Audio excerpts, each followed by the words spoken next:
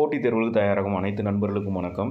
இதுவரைக்கும் நம்ம பழைய டிஎன்பிஎஸ்சி எக்ஸாம்ஸில் பல எக்ஸாம்ஸ் நடத்திட்டு இருக்காங்க. அதில் பழைய பேப்பர்ஸில் இருக்கக்கூடிய கணித பகுதிகளில் HCF LCM கொஸ்டின்ஸ் எல்லாம் நம்ம பார்த்துக்கிட்டு இருக்கோம்.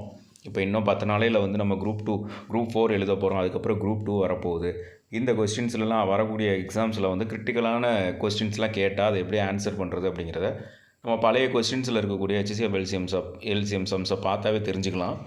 ஸோ நமக்கு ஒரு ஐடியா க்ரியேட் ஆகும். ஓகேவா? ஸோ அதுக்காக நம்ம ஒவ்வொரு கொஸ்டினாக பார்க்கலாம். ஸ்கிப் பண்ணாமல் பாருங்கள். அதுக்கு முன்னாடி சப்ஸ்கிரைப் பண்ணி சப்போர்ட் பண்ணுங்கள் ஃப்ரெண்ட்ஸ். ஸோ இப்போ ஃபஸ்ட்டு கொஸ்டின் பார்க்கலாம். ஃபஸ்ட்டு கொஸ்டின் என்ன அப்படின்னாக்க x³ + x² - x + 2 மற்றும் 2x³ - 5x² + 5x - 3 இது ரெண்டுக்கும் மீப்பெரு பொது காரணியை காண்க அப்படின்னு சொல்லி கேட்டிருக்காங்க. அதாவது HCF கண்டுபிடிக்கணும் நம்ம. ஓகேவா? சரி, இந்த மாதிரியான கொஸ்டின்ஸில் இங்கே நமக்கு இது அல்ஜிப்ராக் சம்ஸு x³ + x² - x + 2 அப்படின்னு சொல்லி கொடுத்துருக்காங்க. இன்னொரு ஃபேக்டர் என்ன அப்படின்னா 2x³ - 5x² + 5x - 3 அப்படின்னு சொல்லி கொடுத்துருக்காங்க. இதோட HCF என்னன்னு சொல்லி கேட்டிருக்காங்க. இந்த மாதிரி சம்ஸ் வந்தால் நம்ம ஃபஸ்ட்டு பயப்பட வேண்டாம். இதை எப்படி நம்ம சால்வ் பண்ணுறது அப்படிங்கிறத நம்ம பார்ப்போம். இதுக்கான கீழே ஆன்சர் என்ன கொடுத்துருக்காங்கன்னா ஆன்சர் என்ன கொடுத்துருக்காங்கன்னா x² - x + 1 அப்படின்னு சொல்லி கொடுத்துருக்காங்க. இந்த ஆன்சர் எப்படி வந்தது அப்படின்றத இப்போ நம்ம ஸ்டெப் பை ஸ்டெப்பாக பார்க்கலாம். இப்போ பாருங்கள், நம்ம ரெண்டத்தையும் எழுதிக்கிட்டோம், ரெண்டு ஃபேக்டர்ஸையும் எழுதிக்கிட்டோம். சரிங்களா? எழுதிட்டு நம்ம என்ன பண்ணணும் அப்படின்னா எக்ஸை ஏதாச்சும் ஒரு நம்பராக எடுத்துக்கலாம்.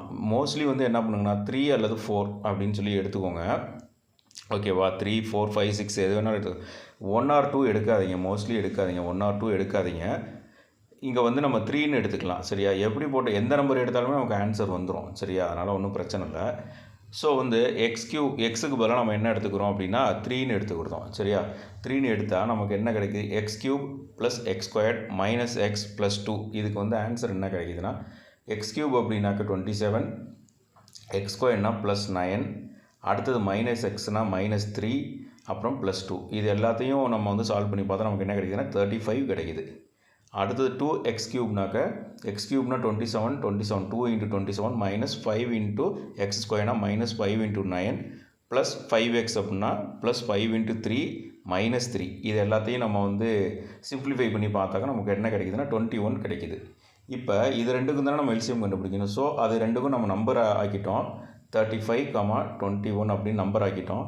ஸோ இது ரெண்டுக்கும் நம்ம HCF கண்டுபிடிச்சா நமக்கு HCF என்ன கிடைக்குதுன்னா 7 கிடைக்குது. ஓகே, இப்போ நம்ம என்ன பண்ணுறோன்னா ஆப்ஷன்ஸில் போய் அவன் என்ன ஆப்ஷன் கொடுத்துருக்கானோ அதில் நம்ம எக்ஸுக்கு போல் 3 அப்படின்னு சொல்லி எடுத்துருக்கிறதுனால 3யை நம்ம சப்ஸ்டியூட் பண்ணுறோம். ஓகேவா?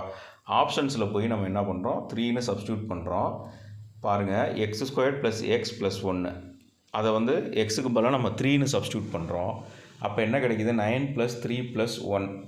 இதை நம்ம 3ஐயும் கூட்டினா நமக்கு என்ன கிடைக்குது? 13 கிடைக்குது. ஆனால் நமக்கு என்ன வரணும்? 7 வரணும். அப்போ இது ஆப்ஷன் கிடையாது. x² - x - 1 அப்படின்னாக்கா 9 - 3 - 1. இது சிம்பிளிஃபை பண்ணால் நமக்கு என்ன கிடைக்குது? 5 கிடைக்குது. ஆனால் நமக்கு என்ன வரணும்? 7 வரணும். x² - x + 1 இதை போட்டு பார்த்தோம்னாக்கா 9 - 3 + 1 = 7. ஸோ இதுதான் ஆன்சர். அவன் கொடுத்துருக்க அவன் கீழே என்ன ஆன்சர் கொடுத்துருக்கானோ அந்த ஆன்சர் வந்துருச்சு. ஸோ ஏதாச்சும் ஒரு நம்பராக எடுத்துக்கிட்டு சால்வ் பண்ணுங்கள். மோஸ்ட்லி 3 and above எடுத்துக்கோங்க எக்ஸுக்கு பதிலாக இந்த மாதிரியான சம்ஸ் வந்தாக்க. இப்போது அடுத்த சம் பாருங்கள். 35, 56 மற்றும் 91ஆல் வகுக்கும்போது மீதி 7ஐ தரக்கூடிய மிகச்சிறிய எண் எது அப்படின்னு சொல்லி கேட்டிருக்காங்க. மிகச்சிறிய எண்ணுனாவே எல்சிஎம் தான் எடுக்கணும். ஓகேவா? மீதி 7ன்னு வந்திருக்கு. சரியா? இப்போ இந்த கொஸ்டினை நம்ம பார்க்க வேண்டியது ஒரே ஒரு விஷயத்தை நம்ம கிளியராக பார்த்தாவே ஆன்சர் கிட்டத்தட்ட கண்டுபிடிச்சிடலாம். சரிங்களா? மீதி 7ஐ தருகிறது அப்படின்னு சொல்லி கொடுத்துருக்கான். அடுத்தது நம்ம போவோம், உள்ளார போய் பார்ப்போம். அங்கே மிகச்சிறிய எண் அப்படின்னு கேட்டதுனால நம்ம என்ன கண்டுபிடிக்கணும் அப்படின்னா எல்சிஎம் கண்டுபிடிக்கணும். அந்த 3 நம்பருக்கு ஃபஸ்ட்டு நம்ம எல்சிஎம் கண்டுபிடிக்கணும். 35, 56, 91 3க்கும் நம்ம எல்சிஎம் கண்டுபிடிச்சா நமக்கு என்ன கிடைக்குதுன்னா 3640 அப்படின்னு சொல்லி கிடைக்குது.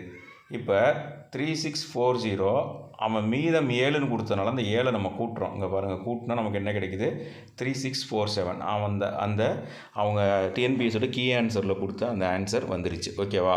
ஓகே, இது ஒரு பக்கம் இருந்தாலும் இதை நம்ம ஈஸியாக கண்டுபிடிக்கிறதுக்கான வழி ஏதாச்சும் இருக்கா அப்படின்னு சொல்லி பார்க்கலாம்.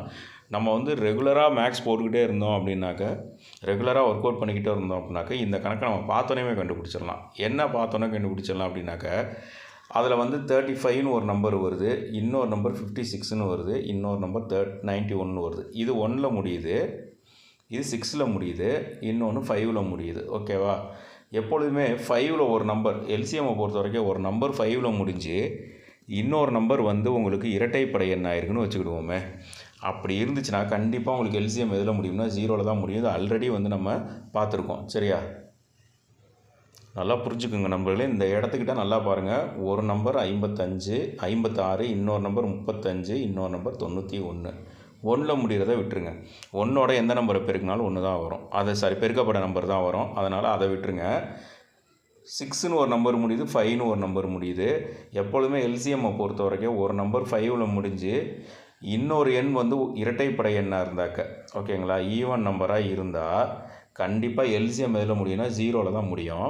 உங்களுக்கு 50 நம்பர் கொடுத்து 49 நம்பர்கள் வந்து 49 நம்பர் வந்து உங்களுக்கு ஆட் நம்பரு, அதில் ஒரு நம்பர் 5ல் முடியுதுன்னு வச்சுக்குவோம். இன்னும் வந்து கடைசியாக இருக்கக்கூடிய ஒரே ஒரு நம்பர் வந்து உங்களுக்கு ஈவன் நம்பர் அப்படின்னு வச்சுக்கிட்டாக்க, உங்களுக்கு அதுக்கான எல்சிஎம் வந்து கண்டிப்பாக 0ல் தான் முடியும். சரியா? ஸோ அதான் கான்செப்ட்டு. அதே மாதிரி இங்கே பார்த்தா உங்களுக்கு என்ன கிடைக்குதுனாக்க 0ல் தான் எல்சிஎம் வந்து ஆகணும். ஓகேவா? இந்த 3 நம்பருக்கும், அதாவது 35, 56, 91, இது 3க்கு எல்சிஎம் என்ன வரணும்னா 0ல் தான் முடிஞ்சாகணும். அதோட நம்ம என்ன பண்ணுறோம், 7 கூட்டுறோம். கூட்டினா உங்களுக்கு என்ன வரணும், 7ன்னு முடியணும். ஆன்சரில் 7ன்னு முடியணும். இங்கே நம்ம கொடுத்துருக்க ஆன்சரில் ஒரே ஒரு ஆன்சரில் மட்டும்தான் 7 முடிஞ்சிருக்கு. அப்போ அதுதான் ஆன்சர். ஓகேவா? ஸோ நீங்கள் அவங்க என்ன நம்பர் கொடுத்துருக்காங்க அது எல்சிஎம் கண்டுபிடிக்கிறப்ப நம்ம ஆன் நம்பர் ஈவன் நம்பர் வந்திருக்கா அப்படின்னு சொல்லி பார்த்துட்டு 5ல் முடிஞ்சிருந்துச்சு அப்படின்னாக்க, இன்னொரு நம்பர் ஈவன் நம்பராக இருந்துச்சு அப்படின்னா கண்டிப்பாக 0ல் தான் முடியும். இதை ஒரு கீயாக வச்சுக்கோங்க. சரியா? அடுத்த சம்மு இந்த 3 நம்பர் 396, 504, 636 இந்த 3 நம்பருக்கு நம்ம என்ன கண்டுபிடிக்கணும்னா ஹெச்சிஎஃப் கண்டுபிடிக்கணும். ஓகேவா? இதுக்கு 2 மெத்தட் இருக்குது. ஈஸியான மெத்தட் ஒன்று இருக்குது, அதை பார்த்துருவோம். அந்த எப்பொழுதும் பண்ணுற மெத்தடையும் பார்த்துருவோம். இதில் ஃபஸ்ட்டு மெத்தட் வந்து எல்லாருமே என்ன டானா வகுத்தல் போடுவாங்க. நான் ஃபேக்டரைஸ் பண்ணியிருக்கேன். டானா வகுத்தலும் இதுவும் கிட்டத்தட்ட ஒன்று தான். சரியா? ஸோ 396 நம்ம வந்து ஃபேக்டரைஸ் பண்ணுறோம். இல்லை டானா வகுத்தலில் போட்டாலும் உங்களுக்கு இந்த ஆன்சர் தான் வந்து நிற்கும். ஓகேங்களா? ஸோ இப்போ இதுபடி பார்த்தோம் அப்படின்னாலும் நமக்கு வந்து என்ன கிடைக்குதுன்னா 12 தான் கிடைக்குது. ஓகேவா? இதை நீங்கள் வந்து ஃபேக்டரைஸ் பண்ணி பாருங்கள். 396 2ஆல் வகுத்து அப்படியே வகுத்து பார்த்தீங்க அப்படின்னாக்கா இந்த நம்பர் வரும். 2 ஸ்கொயர் இன்ட்டு 3 ஸ்கொயர் இன்ட்டு 11, 504 நீங்கள் ஃபேக்டரைஸ் பண்ணிங்கன்னா 2 cube into 3 square into 7, 636 நம்ம ஃபேக்டரைஸ் பண்ணால் 2 square into 3 into 53 அப்படின்னு வரும். அப்புறம் ஹெச்சிஎஃப் எடுத்தாக்க காமனாக வர்ற பேஸையும் லோவஸ்ட்டு பவரையும் எடுத்துக்கிடுவோம். அப்படி பார்த்தா 12 வந்து நிற்கும். இது வந்து நார்மல் மெத்தடு 2 என்ன அப்படின்னு கேட்டிங்கன்னா, அது இந்த 3 நம்பருக்கு மட்டும் இது வந்து அப்ளிகபிள். 3 நம்பரில் ஒரு பெரிய நம்பர் இருக்கும். அந்த பெரிய நம்பர்லேருந்து இதில் 636 தான் பெரிய நம்பர். ஓகேவா? ஸோ அந்த பெரிய நம்பர்லேருந்து சின்ன ரெண்டாவது பெரிய நம்பரை கழிக்கிறோம். இதில் ரெண்டாவது பெரிய நம்பர் 504. ஓகேவா? ஸோ நமக்கு என்ன கிடைக்குது, 132 கிடைக்குது. அதே 636லேருந்து 396, அதனால் கடைசியாக இருக்கக்கூடிய சின்ன நம்பர், அதை கழிச்சா நமக்கு 240 கிடைக்குது. அடுத்தது ரெண்டாவது பெரிய நம்பர் என்னென்னா 504. இந்த 504லேருந்து மீதம் இருக்க அந்த 396 கழிச்சா நமக்கு 108 கிடைக்குது. ஓகேவா? ஸோ இந்த 3 நம்பர் வந்துருச்சு. இப்போ இந்த 3 நம்பருக்கு நம்ம எல்சிஎம் கண்டுபிடிச்சா போதும். 132க்கு 240 அண்டு 108 இது 3க்கும் நம்ம எல்சிஎம் கண்டுபிடிச்சோம்னாக்க போதும். இதுவும் ஒரு மெத்தடு. ஓகேவா? இதை ஃபுல்லாக உட்காந்து பண்ணாமல் ஒன்றோட கழிச்சிடணும். இது 3 நம்பர் வந்தால் அதில் வந்து இது ரொம்ப அப்ளிகபிள் ஆகும். சரியா? அவ்வளோதான், சிம்பிளாக முடிஞ்சிடும் நமக்கு. அடுத்த சம்மு 21x², y 35xy². இது ரெண்டுக்கும் அவங்க எல்சிஎம் கண்டுபிடிக்க சொல்லியிருக்காங்க. ரொம்ப ஈஸியான சம்மு. ஸோ 21க்கும் 35க்கும் நம்ம எல்சிஎம் பார்த்தோம் அப்படின்னாக்கா நமக்கு என்ன கிடைக்குதுன்னா 105 கிடைக்குது. அடுத்தது x²y அப்புறம் xy². இது ரெண்டுக்கு எல்சிஎம் எடுத்தோம்னாக்கா எல்லா பேஸையுமே எடுத்துக்கிறோம். அதில் xy ரெண்டையும் எடுத்துக்கிறோம். ஹையஸ்ட் பவர் எடுத்துக்கிறோம். ஸ்கொயர் அப்படின்னு எடுத்துக்கிறோம். So x², y². ஸோ நமக்கு எல்சிஎம் என்ன கிடைக்குதுன்னா 105 x², y². அவ்வளோதான். இவ்வளோ தாங்க சம்மு. ரொம்ப சிம்பிளான சம்ஸ் தான் எல்லாமே. அவ்வளோதான் ஃப்ரெண்ட்ஸ். திருப்பியும் வந்துட்டு இந்த சம்மை நான் சொல்லிடுறேன்.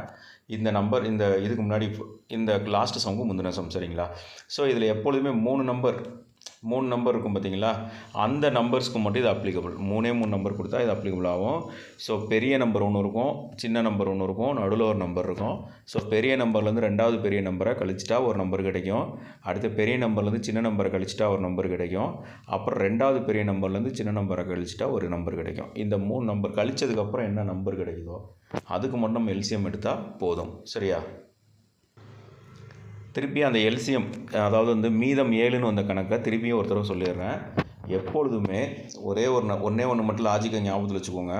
உங்களுக்கு 5 நம்பர் கொடுக்குறாங்கன்னு வச்சுக்குவோம். அதில் ஒரு நம்பர் 5ன்னு முடியுது, ஒரு நம்பர் 5ன்னு முடியுது, இன்னொரு நம்பர் வந்து இரட்டைப்படை எண். ஓகேங்களா? Even number.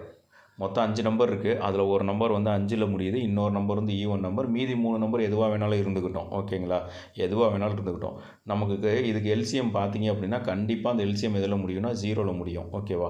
ஸோ இந்த லாஜிக்கை மைண்டில் வச்சுக்கோங்க. அவ்வளோதான். இது மாதிரி சின்ன சின்ன லாஜிக்ஸை நீங்கள் மைண்டில் வச்சுக்கிட்டீங்க அப்படின்னாவே நிறைய சம்ஸ் வந்து பார்த்தனையுமே சால்வ் பண்ணிட்டு போயிடலாம். ஸோ இது மாதிரி ஷார்ட்கட்ஸ் நிறையா இருக்குது. அந்த ஷார்ட்கட்ஸ் எல்லாத்தையும் வரக்கூடிய வீடியோக்களில் சொல்கிறேன். நீங்கள் சப்ஸ்கிரைப் பண்ணி கொஞ்சம் சப்போர்ட் பண்ணுங்கள். கண்டிப்பாக நிறையா ஷார்ட்கட்ஸ் நான் சொல்கிறேன். லாஜிக்கல் ஷார்ட்கட்ஸ் சொல்கிறேன். நம்ம ஈஸியாகவே சால்வ் பண்ணி அடுத்தடுத்து வரக்கூடிய எக்ஸாம்ஸில் வந்து மாஸ்டர் ஆகிடலாம். எல்சிஎம் ஹெச்சிஎஃப் மட்டும் இல்லாமல் ஃபுல் மேக்ஸ்லேயும் மாஸ்டர் ஆகலாம். அதுக்கு தகுந்த மாதிரி ஃபுல்லாக ஷார்ட்கட்ஸ் நான் சொல்கிறேன். நன்றி.